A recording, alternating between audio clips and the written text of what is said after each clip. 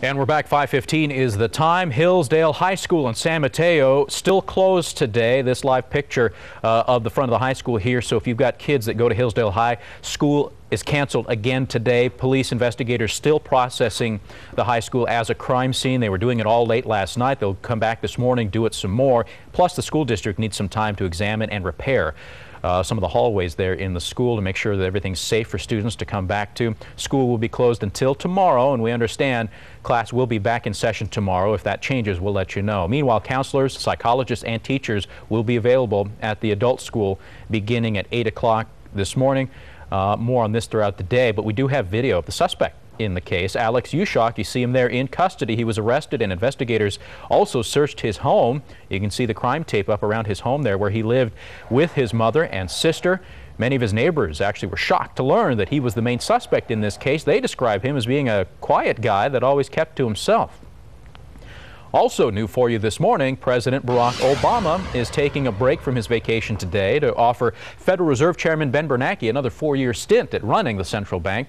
A senior administration official says Obama plans to make the announcement about 6 o'clock this morning, our time. We'll cover it for you live. Obama says Bernanke's approach, approached the financial system on the verge of collapse with calm and wisdom, and so he wants to reinstate him. Bernanke's renomination to a second 4-year term requires Senate confirmation, and that is expected to go through without any problems. Meanwhile, just minutes before liftoff, take a look here. NASA postpones the launch of Space Shuttle Discovery. They'll try it again tonight. This is video of the shuttle on the pad last night. The space agency had to scrub that launch because of a thunderstorm that was rolling through the area. There was lightning, there was rain. They said, you know what, it's just too risky. So they scrubbed the launch. Tonight's attempt is scheduled for about 10:10 our time. The space agency will carry 7 astronauts, as well as thousands of pounds of equipment, including a new treadmill named after Stephen Colbert of the Comedy Central channel. All that going up to the International Space Station. And one of the astronauts on board, Jose Hernandez, actually a local. He's from Stockton, so we'll be watching his progress. Forecasters put the odds of a good launch weather at about 70%, so things look to be on track for a launch tonight. Meanwhile, South Korea's first rocket launch has developed a problem after liftoff. This is video of that launch. The initial investigation now shows the satellite was that the satellite the rocket was carrying apparently failed to enter its intended orbit.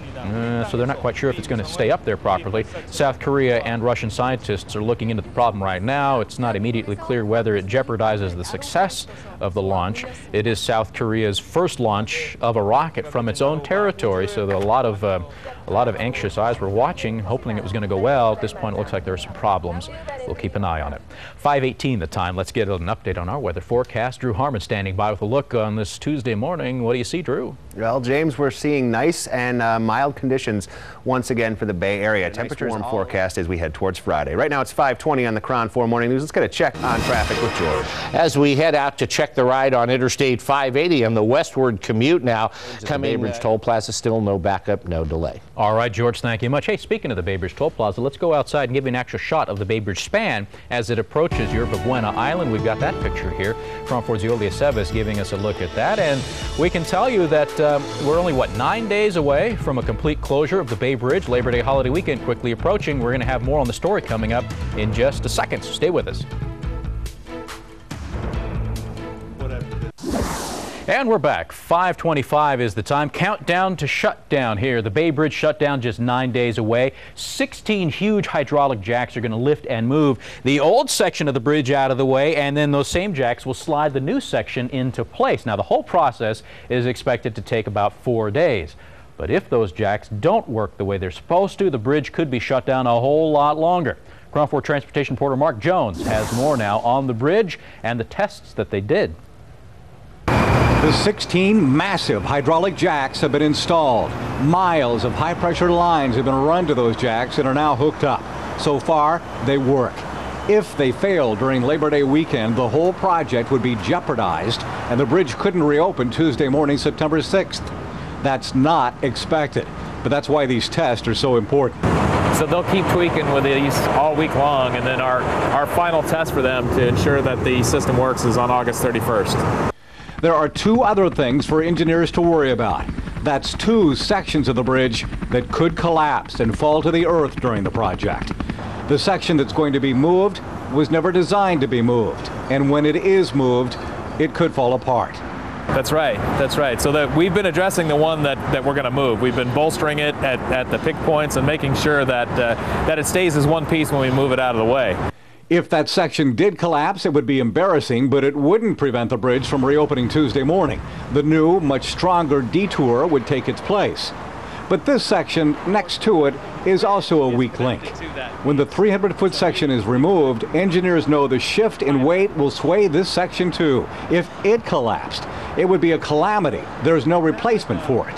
The bridge would be shut down for a year. Engineers planned a solution. See this giant clamp that's being installed by these guys? It's literally clamping that section of the bridge down tight. It's one of dozens of new tie-downs to make sure that this section stays in place and doesn't collapse. On the Bay Bridge, Mark Jones, KRON 4 News.